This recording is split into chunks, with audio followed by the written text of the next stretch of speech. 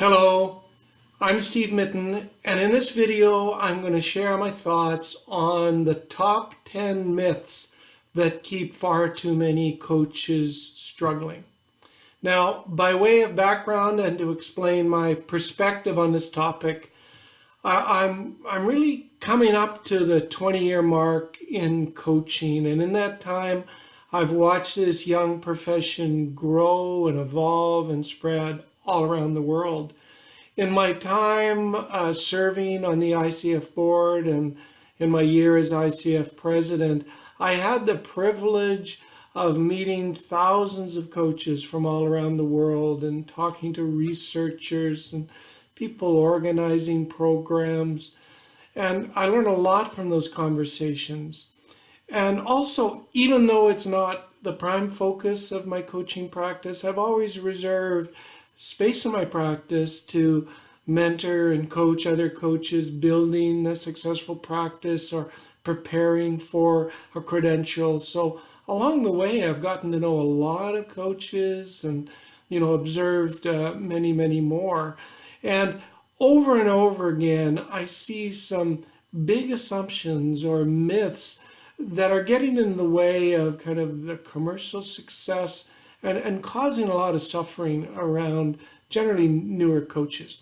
So today I'd like to talk about some of the big ones I see most often. And first off, there is some kind of unspoken assumption among many coaches that if you just complete your training, and some believe they need to take additional training, but if you just somehow get well trained, that magically you're going to begin to attract enough clients. And this is an illusion that causes a lot of suffering. There really are thousands of very well-trained coaches out there that are underutilized with far fewer clients than they would like. And really the point is that being a good coach, getting good training, it is important, but it's not sufficient. Please just assume that if you're coming into coaching, you will need to think of where you're going to get your clients. You will need to learn some of the basic business and marketing skills.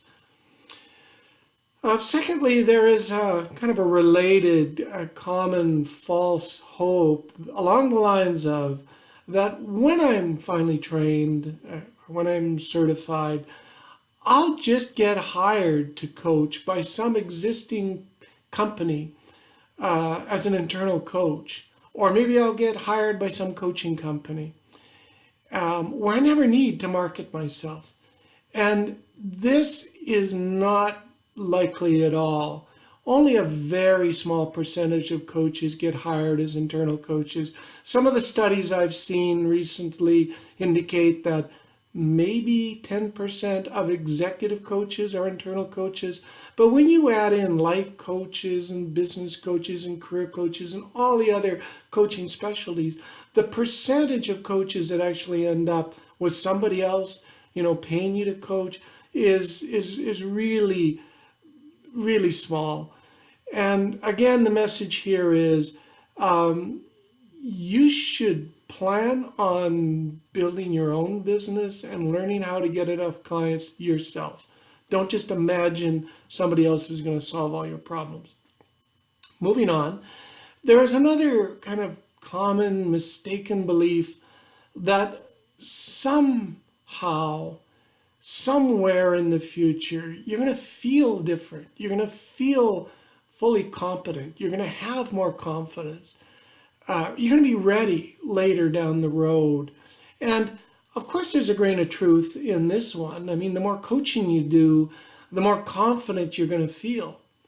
However, you can't wait to feel confident to begin coaching. You can't wait to feel confident to begin working on your practice. If you wait till you feel confident, you're never going to get the clients you need to actually build that confidence naturally. I cannot tell you how many really well-trained coaches are still on the sidelines, not fully committed to coach, not fully committed to move forward with their practice, because they're waiting to feel different. This is a phenomena where we're really running up against some basic human nature, and psychology, and particularly positive psychology, has taught us, that we humans are kind of hardwired to give more attention to, how we're feeling, our feeling brain more than our thinking brain. And we also tend to give far more attention to possible threats and worrying about whether you're competent, worrying about whether your business is going to succeed or not, not knowing how it's going to succeed, are all, reasonable threats. But you're going to give them too much attention and they're going to make you feel nervous. And if you feel nervous, you're just not going to make that critical mass kind of commitment to moving forward with your practice. And it only gets worse, because the longer that you wait, the less of your savings or your budget you use up just sitting around and not generating income. And then you get more stressed, and then it gets harder. So, under stress and further down the road, chances are you're going to have less patience. You're going to be more distracted. You're going to be less likely to put in the time to learn all the lessons and make all the mistakes you need to succeed. So the bottom line here is, don't wait for the perfect moment. Don't wait until you feel fully confident. Enduring confidence is on the other side of, beginner's insecurity. And if you make your coaching practice about helping others, if you focus on the value you're going to create to others, if you take the attention off your own insecurities and put it back on your clients, then it's going to be easier to move forward. Another very common myth in the world of coaching is the belief that somehow you and you alone are just genetically destined to never be any good at running your own business or marketing yourself. And in truth, because in many of these myths, there's some truth in them. In truth, almost everyone, even coaches with a strong background in business, coaches that have graduate degrees in business, can worry about this when they start their coaching practice. It's something you haven't done before. You might have worked for big companies, but you've never been in business by yourself. However, the reality is that a coaching business is a very simple business. It's, it's a business that a lot of people have figured out for themselves. Another truth about coaching practice is, good marketing is very similar to good coaching. Good marketing is about listening deeply to your intended audience, asking great questions, building relationships. That's what, coaches are good at. So it doesn't matter what your background is, you can learn how to run a successful coaching business and how to market yourself with integrity. In fact, you might have skills that allow you to do that extraordinarily well. And please keep in mind that there's tens of thousands of coaches that have come into this, profession ahead of you that have faced the same challenges. So remember, if they can do it, you can do it too. And also remember that now there's a lot of prior art. There's a lot of resources out there that help you kind of shorten your learning curve on this issue. Okay, moving on. There is also a far too common belief that I, a new coach, can get clients by marketing exactly the same way my coach, my first coach, or perhaps your coach trainer markets. Because in the early days of your practice, it's really natural that we all learn a little bit about how to get oriented in coaching from our coach or our early trainers. Because they're the people that, we meet and we look up to. However, just be aware that, your first coach or your coach trainer might be in a very different situation than you. They might be speaking to rooms full of ideal clients every week. They might live in a big city. They might be a huge extrovert. And if none of these things are true for you, then what worked for them may not work for you. Again, the message here is plan on figuring this out for yourself. However, remember, you don't have to do this all on your own. There is a lot out there now, a lot of information, resources, prior art, and professional support to help you figure this out. So don't just imagine, what worked for someone else is going to work for you. Take the responsibility to find out what will work well for you. There's another common belief that if I charge next to nothing, in other words, really low coaching rates, that I'm going to get, lots of clients. And here's another one where there is some truth in this. If you charge, next to nothing, you will find some clients. But you're probably going to find that, for those clients where pricing is the big decision point, chances are they're not going to be kind of serious, long-term, fully committed clients. Remember, nobody wants a discount on really important service. Nobody wants a discount on brain surgery. Most serious clients want to work with serious professionals. They expect to pay fair rates. They expect you to charge professional rates. And there's a lot of information out there about what coaches charge, what the average executive coach, business coach, life coach charge. So you want to charge what's right for your market. You do not want to underprice yourself. And know that you can always discount your rates for specific clients you want to work with who can't afford you. You can always have a portion of your practice for pro bono work. You can always develop group coaching programs that make what you do more affordable to a much larger audience. So there's ways to get around that, but don't let your insecurities, price yourself in your coaching, because you're going to miss, the bulk of the people you're meant to work with. Also, on another point, I frequently hear frustrated newer coaches say something like, nobody I know is interested in hiring a coach. Well, there's definitely some truth in this point. If you look at the general population, if I have studied this a long time, and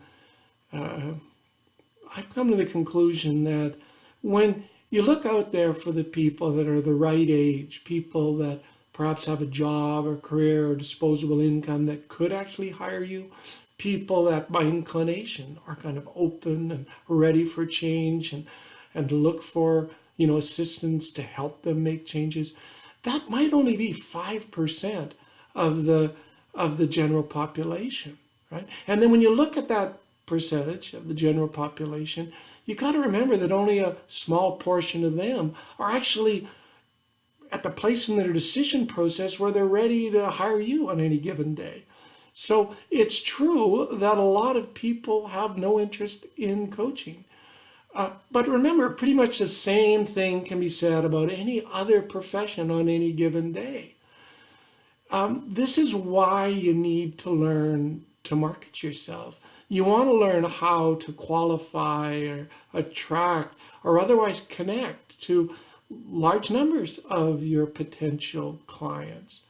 But also remember, we got 20 years of modern coaching, and a lot of, there's dozens and dozens of ways that have been proven to allow you to kind of connect and attract and, really get hired by your potential clients. So, the numbers are daunting, but your job is to figure out a few ways to make this work for you. And there's a lot of people that have figured this out and can help you if you need it. Another complaint I hear from many newer coaches is, and I'm sure you've heard this, there's just too many coaches out there. There's just too much competition. Everywhere I go, there's other coaches. Well, there's a grain of truth in this too. There are a lot more coaches now than there were 10 or 20 years ago. That's true. However, that does not mean that there's not enough demand for coaching services if you know how to cultivate it, if you know how to connect to your target audience. And by the way, even though in the early days of coaching, there were far fewer coaches, there was a lot less demand. Nobody knew what coaches did. And so, there are challenges. There were challenges then, there are challenges now. But these days, there's far greater awareness to coaching. The markets for coaching are far greater. The research on what coaching does is greater. The impact of the benefits of coaching. There's great studies on that, on the ROI of coaching. So the bottom line is that if you know how to market, you will get enough clients, here. And the next time that someone says there's too many coaches in the world, remind them that worldwide there's only about 50,000 odd coaches. I mean, the estimates are rough, but take that as a conservative estimate. And when you compare that to other long-established services and professions, we're still in our adolescence. We're still in our infancy. For example, there are well over 1 million lawyers in the U.S. alone. Comparing that to 50,000 coaches spread all around the world, I mean, there's a big market for coaching. And one other point I'll mention on this thing about demand for coaching. Please know that even in difficult times, and I know many of you in many parts of the world are going through political and economic concerns that impact how you feel and how your market feels. Just know that in hard times and changing times and stressful times, there's still a demand for coaching. And this is a topic that I'll expand upon in perhaps a future video. Okay, there is a market for coaching. That's the bottom line here. Here's another myth.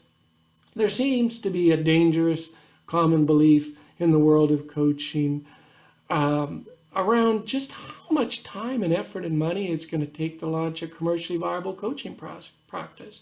Specifically, many coaches wait way too long before they even begin to think seriously about the business side, where they're going to get clients, yet alone put in the required time and energy and money to learn what you need in terms of the essential business and marketing skills, to try things out, knowing that, there's going to be 100 or more, learning events until you figure out exactly what's going to work for you.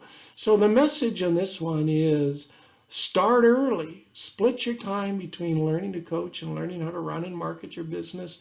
Read, listen, try things out, and budget funds to get the help you need to get the results you want, So that's the point there. And this leads me to my last myth, which is the belief that you have to do this all on your own. When you're starting a new career, starting your own business for the first time perhaps, you absolutely can feel by yourself. You can feel alone. You can feel vulnerable. There's a tendency to kind of want to keep things small and secret because there is a risk you're going to fail. But you really don't have to figure out everything by yourself. Could you imagine trying to become a really good coach, trying to learn your coaching skills all by yourself without the help of colleagues or your coach trainers or mentors? I mean, if you were wise, you'd never even think of doing that. We learn so much from each other. Our teachers, our mentors, our colleagues accelerate our learning curve and just help us get better at what we do. So it's the same thing on the business side, on the commercial side of your coaching. Don't try to do it on your own. As I've mentioned a couple of times in this video, there's a lot of people that have come ahead of you, some 50,000 odd coaches. Thousands of people have walked this path ahead of you, made dozens and dozens and dozens of mistakes, learned ways that work and ways that don't work.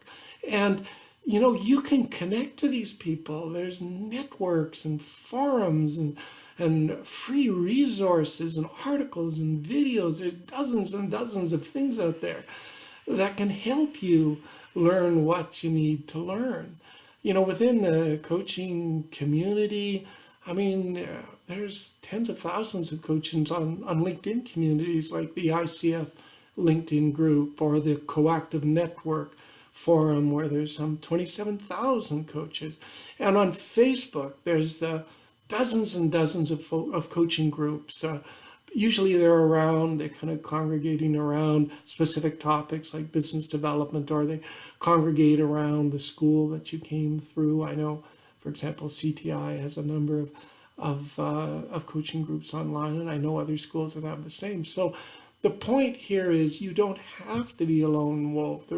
There's lots of help out there. So go out there, reach out, get the help you need, ask questions. You know, and if you need professional help, get it. Don't sit there on your hands. Time is money. The sooner that you kind of get a successful practice and start earning the money that you deserve, you know, the better everything's going to be. Okay, now there are a lot of other things we could talk about today, but these videos, this video is getting long. So hopefully this is giving you a few things that you can think about, and I would encourage you to take a few things and act on them. So while I will end this video here, good luck everyone. I am wishing you a successful and hopefully very low drama journey into the next stage in your coaching practice and into a future of you sharing your gifts with the world. Please stay in touch. If you got some value from this video, please share it, like it, comment. I'd love to hear of other topics you'd like me to share some thoughts on. All right, everybody, take care. Bye-bye.